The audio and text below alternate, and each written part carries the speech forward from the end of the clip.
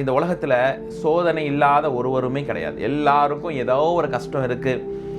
பல பேர்லாம் நமக்கு ஃபோன் பண்ணி, அலீம் சார் ரொம்ப மனசு சங்கடமாக இருக்குது, வீட்டில் இந்த பிரச்சனை, பையன் சரியில்லை, பொண்ணு வாழ்க்கை சரியில்லை என்றெல்லாம் சொல்லி சில பேர் அழுதே விடுவார்கள்.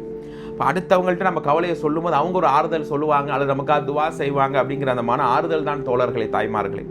அப்படிப்பட்ட ஒரு மனிதனுக்கு சோதனை என்பது அல்லாஹ் கொடுக்கக்கூடிய ஒரு டெஸ்ட். அவன் பொறுமையாக இருக்கிறானா, சகிப்புத்தன்மையோடு வாழ்றானா என்பதுதான். அப்போ ஒரு பொக்கிஷமாக கொடுத்த, அமானிதமாக கொடுத்த, அருளாக கொடுத்த ஒரு உயிர் தானே பிள்ளைகள்.